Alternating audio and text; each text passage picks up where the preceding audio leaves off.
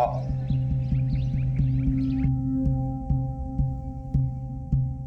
अरे वाह फंटूश, इतने बड़े घर में तुम अकेले रहते हो? अब तक तो अकेला ही था, तुम आ गई हो तो। जैसा तुम सोच रहे हो वैसा कुछ नहीं होने वाला। मतलब आज गुलाब लाल नहीं, गुलाबी देना पड़ेगा। जब तूने मिलने के लिए हाँ की ना, उसी वक्त मैं सारे रंग के लिए आया। सोचा आज अपना रिश्ता जहां तक पहुंचेगा उस रंग का तुम्हें दे दूंगा। फिर तो तुम्हारे सारे फूल आज सूखने वाले।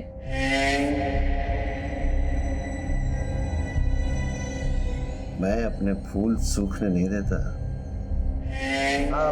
मगर इस्तेमाल में ना आए तो मैं इनकी पंखुड़ियां निकाल कर इस डब्बे में डाल देता हूँ। ये देखो। छी, ये क्या है? मैं अपने फूलों की पंखुड़ियां है ना मिश्री में डुबो कर रख देता हूँ और वो बन जाते हैं गुलकंद। मैं गुलकंद नहीं खाती। ऐसे कैसे नहीं खाती? देखो मैं कह रहा हूँ ना, हाँ टेस्ट करो, बहुत अच्छा होता है, खाओ। नहीं। अरे थोड़ा सा तो खाओ।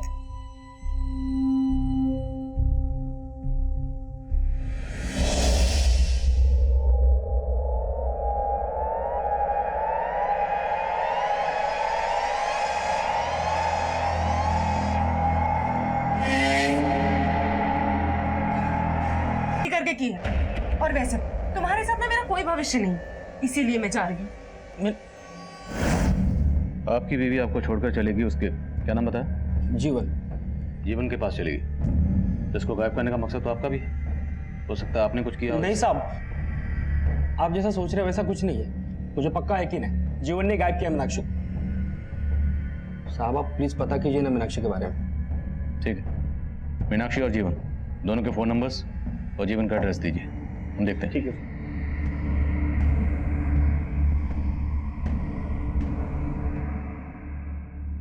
पापा, मम्मा कहाँ है? आप अकेले क्यों आए? बेटा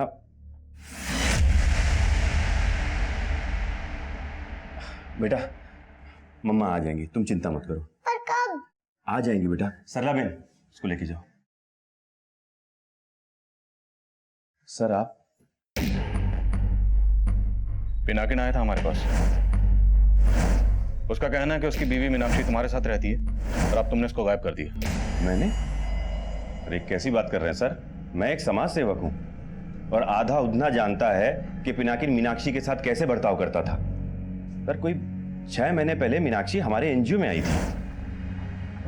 मीनाक्षी डोमेस्टिक वायलेंस की शिकार थी। पिनाकिन न सिर्फ उसको मारता था बल्कि उसके दूसरी औरतों के साथ संबंध भी थे। मीनाक्षी ने यह सब मुझे बताया था। पर मीनाक्षी के पेरेंट्स भी गुजर चुके थे, इसलिए मैंने उसे आसरा दिया, लेकिन पिनाकिन को यह बर्दाश्त नहीं हुआ। मम्मा मैं इधर हूँ। किधर? इधर हूँ मम्मा, इधर इधर इधर हूँ, इधर हूँ। किधर? मैं इधर हूँ, इधर इधर हूँ। वाह सुपर, खुद के बच्चे पैदा नहीं किए दूसरों के पालने लगे तू। पिनाकी तुम जाओ यहाँ से। तुझे साथ लेके जाऊंगा, चल चल। बीबी हमारी। हटो हटो, क्या छोड़ उसका। तू मेरे को मारो।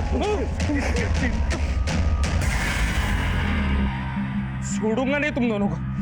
अब तो मुझे पक्का लग रहा है सर कि उसने बदला लेने के लिए ही पहले मीनाक्षी को गायब किया और अब मुझ पर झूठा आरोप लगा रहा है। पर यह तो सच है ना कि मीनाक्षी अभी भी कानूनी तौर पर पिनाकिन की बीवी। तुम्हारा उससे क्या रिश्ता? और जब हम यहाँ आए तो तुम्हारी बेटी मम्मी मम्मी बोली थी, किसकी बात कर रही थी? मीनाक्षी की? हाँ सर, वो मेरी बीवी सुरेखा की मौत के बाद बिम्मी काफी अकेली पड़ गई थी और मीनाक्षी के हमारे घर में रहने के दौरान वो उसके काफी क्लोज आ गई थी। किसके, बिम्मी के या तुम्हारे भी? नहीं सर, मेरा और मीनाक्षी का रिश्ता दोस्ती का है। मीनाक्षी को आखिरी बार कब देखा था? उसकी एक फ्रेंड ने बताया कि वो हॉस्पिटल गई थी। हॉस्पिटल?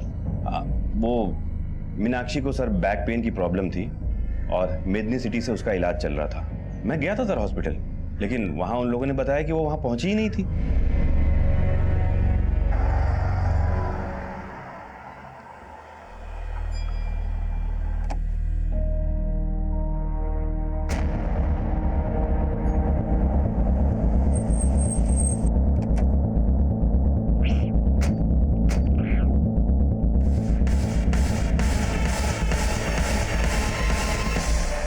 मीनाक्षी लोढ़िया। हाँ हाँ, मीनाक्षी लोढ़िया। उसे तो बैक एक है और मैं ही उसे ट्रीट कर रहा हूँ, लेकिन आज वो वाकई में यहाँ नहीं आई। अगर मीनाक्षी वाकई हॉस्पिटल में आई थी तो जाहिर सी बात है तो उसके साथ जो भी हुआ होगा घर से लेके इस हॉस्पिटल के बीच के रास्ते में कहीं कुछ हुआ होगा। जय सर। आसपास पता करो, अगर कोई सीसीटीवी है तो उसकी फुटेज निकलो। Yes sir. एक मिनट सर, इस मीनाक्षी का मिसिंग केस मुझे एक दूसरे केस की याद दिला रहा है। कौन सा केस? सर, मीनाक्षी की तरह नीलिजा का मिसिंग केस भी उसके पति हरि ने ही फाइल किया था। ये उसका फोटो। और तब हरि ने भी यही बोला था कि नीलिजा आखिरी बार मेडनी सिटी हॉस्पिटल गई थी। सर, नीलिजा को अस्थमा की प्रॉब्लम थी और डॉक्टर नरसिम्हा ही उसका इलाज कर रहे थे। और जब हमने डॉक्टर नरसिम्हा से उसके बारे में पूछताछ की तो उन्होंने यही कहा जो उन्होंने अभी मीनाक्षी के लिए बोला। तो डॉक्टर नरसिम्हा के खिलाफ उस वक्त कुछ मिला था? नहीं सर, उनके खिलाफ तो कुछ नहीं मिला, लेकिन कंप्लेन लिखवाने के अगले ही दिन नीलिजा का पति हरि हमारे पास वापस आया। साहब, आज मैंने घर की अलमारी खोली तो मालूम चला कि नीलिजा के सारे गहने और 25,000 रुपये गायब थे। तो तुम्हें लग रहा है नीलिजा के साथ किसी ने घर से पैसे और गहने भी गायब किए? साहब, मैंने पहले नहीं बताया था, लेकिन नीलिजा का शायद किसी से पक्का चक्कर चल रहा था। वो तो मेरे पास आने से परहेज करती थी। सर, हमने नीलिजा के अफेयर के एंगल को भी खंगाला, लेकिन कुछ सामने नहीं आया। पर सर, नीलिजा गृह उद्योग भवन में काम करती थी और पता चला है कि वहाँ का मैनेजर बड़ा रंगीन मिजाज का है, फंटूश नाम है। लेकिन सर, फंटूश के खिलाफ भी कुछ नहीं मिला। लेकिन पता चला कि नीलिजा का पति हरि भी उसे बहुत पीटा करता था। हमने हरि से भी पूछताछ की, लेकिन कुछ हाथ नहीं लगा सका। लेकिन नीलिजा की सहेली केतकी ने बताया कि नीलिजा ने अपने पति से तंग आकर उससे अलग होने का फैसला कर लिया। पूछो मत केतकी बहन, जी में आता है घर बार पति संसार सब छोड़ के कहीं उड़ जाऊं। सर, काफी छानबीन के बाद भी नीलिजा की कहीं से कोई लीड नहीं मिली और तब से केस अनसॉल्व। मीनाक्षी और नीलिजा के केस में सिर्फ ये हॉस्पिटल कॉमन नहीं है। मीनाक्षी की तरह नीलिजा भी अपने पति की मारपीट का शिकार थी। क्या नीलिजा ने उस वक्त जीवन की अंजी की मदद ली थी? नहीं सर, ऐसा कुछ तो सामने नहीं है। और दोनों केसेस में काफी सिमिलरिटीज हैं। अब मीनाक्षी की तरह नीलिजा मिसिंग केस भी रीइन्वेस्टिगेट होगा। जीवन, पिनाकिन और डॉक्टर नरसिम्हा, तीनों की कुंडली निकाल। Okay sir.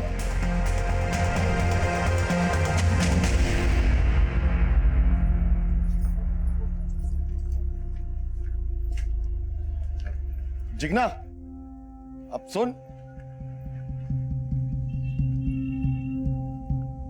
वो सेठ से तेरी तनख्वाह बढ़ाने की बात की थी, मान गया हो?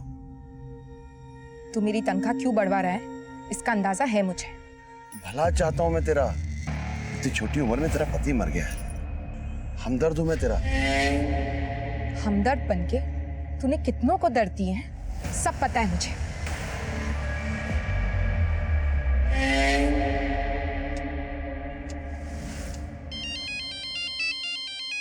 रुक रुक। हेलो। हाँ बंसीलाल, दारू पिएगा? 4 बोतल मंगवाइए वाटर पार्क से। हेलो, आज फंटूश का गेम खत्म करना है मुझे। तुम आ रहे हो ना?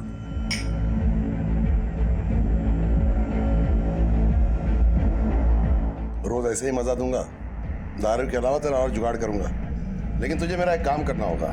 कौन सा काम?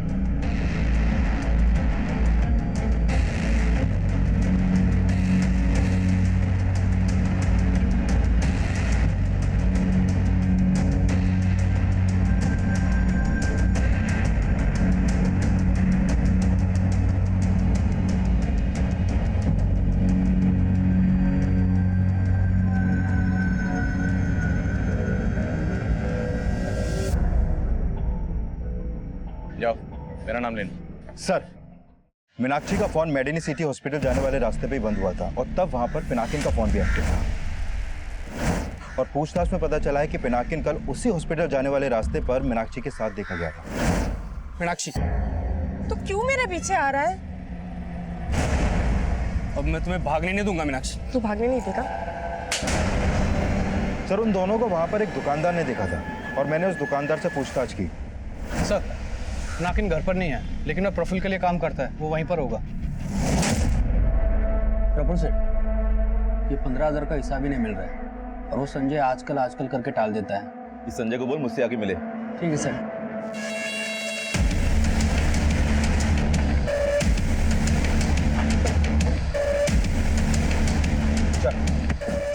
साहब मैंने कुछ नहीं किया साहब।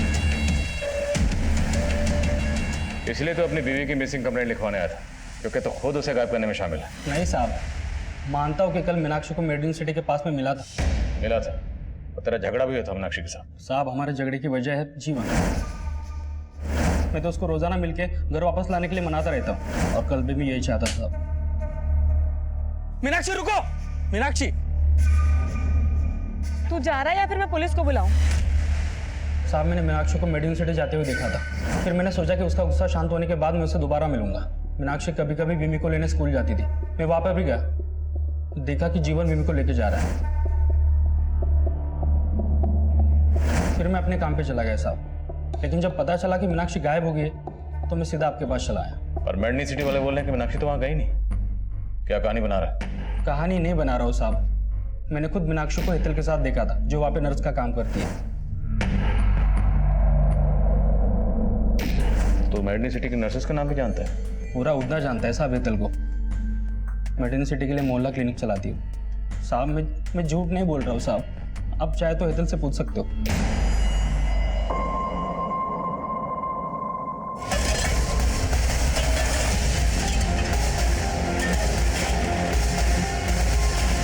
मैंने आपसे कोई झूठ नहीं कहा है। मीनाक्षी यहाँ नहीं आई थी। डॉक्टर साहब, यही झूठ आपने 3 महीने पहले बोला था। नीलिजा याद है आपको? देखिए, आपको कोई गलतफहमी हो रही है। कोई गलतफहमी नहीं। मीनाक्षी को आखिरी बार आपकी नर्स हेतल के साथ देखा गया था। आप झूठ कह रहे हैं, सच पता चल जाएगा। बुला हेतल को। पर आज तो वो ड्यूटी पर नहीं आई। नंबर हेतल का।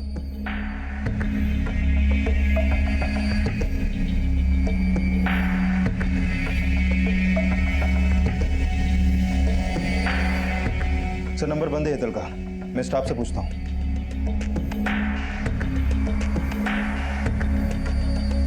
सर हेतल कल एम्बुलेंस ड्यूटी पे हमारे साथ ही थी और शाम को वहीं से वो अपने घर चली गई। देखो आज पेशेंट्स कम है और मुझे कुछ अर्जेंट काम है, तो मैं निकलती हूँ, आप लोग संभाल लेना। अच्छा, ये हेतल रहती कहाँ है?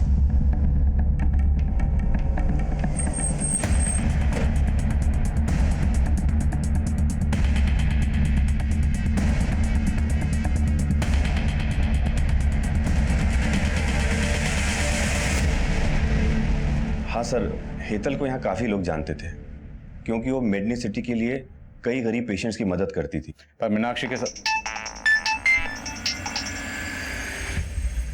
हाँ पटेल बोलो। सर, हेतल के घर से नीलिजा की मेडिकल रिपोर्ट मिली है और इस रिपोर्ट के मुताबिक नीलिजा HIV पॉजिटिव है। HIV? पर डॉक्टर नरसिम्हा ने तो कहा था कि उसे अस्थमा है। सर, इस मेडिकल रिपोर्ट में डॉक्टर नरसिम्हा का ही साइन है। सर, नीलिजा को अस्थमा ही था, HIV नहीं। ये रिपोर्ट गलत है। तो ये रिपोर्ट किसने बनाई और ये साइन किसके? हेतल को जानबूझ के एम्बुलेंस की ड्यूटी पे लगाया गया ताकि वो मजबूर पेशेंट्स को यहाँ लाए। जरूरी काम था जो गाड़ी वाला तुझे यहाँ तक छोड़ने चला है। सबको अपने जैसे समझ रखा है क्या? मेरे जैसा तो अभी तक कोई पैदा ही नहीं हुआ। यकीन नहीं आता तो आजमा के देख।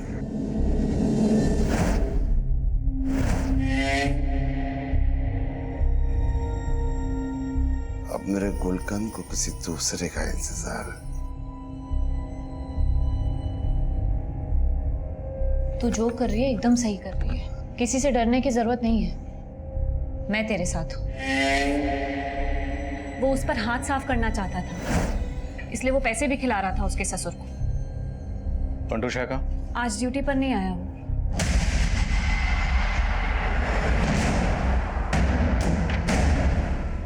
क्या फंटूश, चले? चल।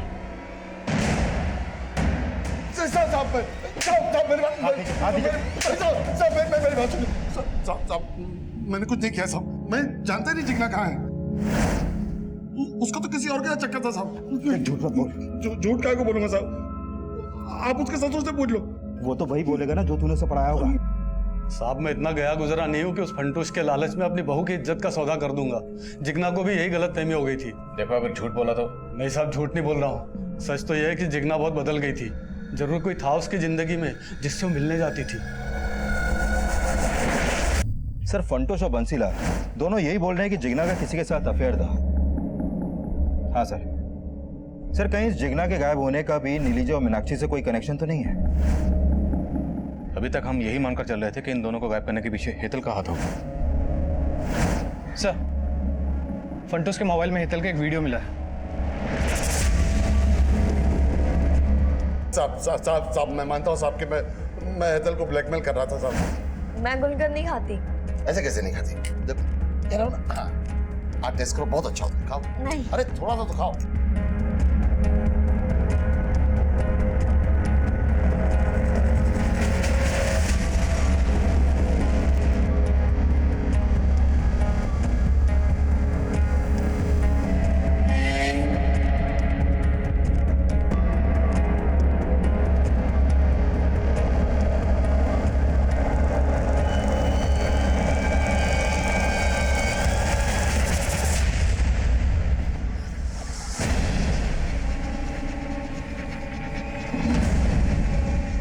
गुड मॉर्निंग हेतल, गरम गरम चाय।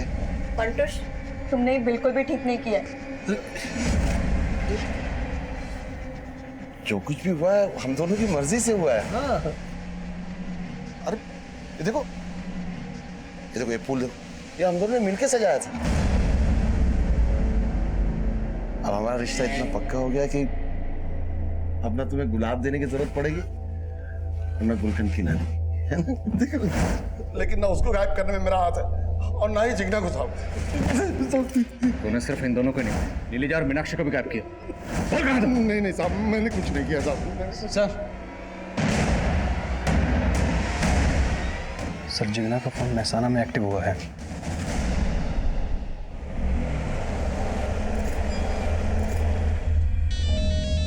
जिग्ना,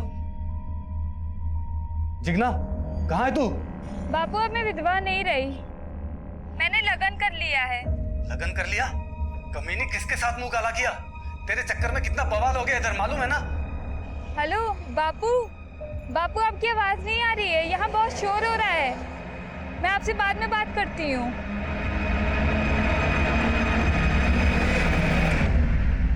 बैकग्राउंड में इतना शोरगुल है, इतने एम्बियंस में कॉल करना, मुझे लगता है जिग्ना ये कॉल जरूर हमें गुमराह करने के लिए किया गया। लेकिन सर ये जिग्ना नहीं है तो क्या इन औरतों के गायब होने के पीछे किसी औरत का हाथ है?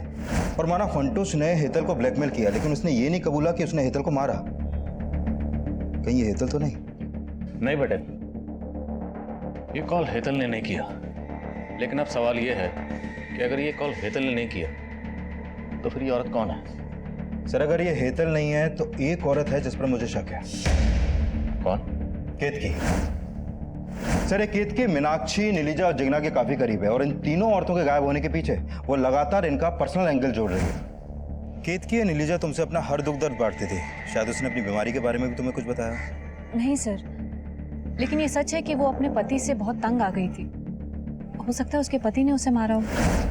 पर्सनल एंगल लग तो नहीं रहा, ये जरूर कोई बड़ा गेम है। कॉल महसाना से किया गया। फंटूश को मारना चाहती थी, मैंने उसको कुछ दिन रुकने के लिए कहा था।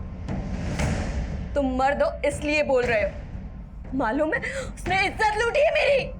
अरे तो लूटने देना, थोड़े दिन सो जा उसके साथ, बाद में हम लोग देख लेंगे उसको। तुमने समझ के रखा है मुझे? हाँ बोल।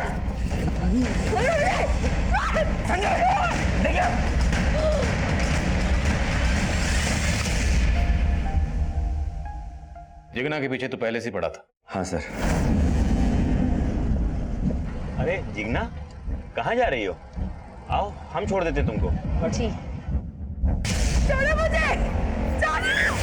जिग्ना के मरने के बाद आप बहुत हाथ पैर मार रहे थे, तो मैंने ही जिग्ना का फोन संजय को देकर भगा दिया और मेरे ही कहने पर संजय की बीवी जिग्ना बनकर बंसीलाल को फोन करती थी। महसाना और आनंद से संजय मुझे अपडेट दे रहा था कि उसने अपनी बीवी से फोन करवा दिया है। मुझे नहीं लगा था कि आप लोग कभी उस फार्म हाउस तक पहुंच पाएंगे। लेकिन तूने सबको मारा क्यों? मैं तो एक समाज सेवक था सर। जियो और जीने दो, यही सीखा था मैंने। पर मेरी बीवी बोलती थी कि मेरे इन विचारों का रद्दी के भाव भी मोल नहीं मिलेगा। तुम्हारी समाज सेवा से ना हमारा पेट नहीं भरने वाला, और ये जो भी कुछ हमारे पास है ना वो मैं अपने मायके से लाई हूँ।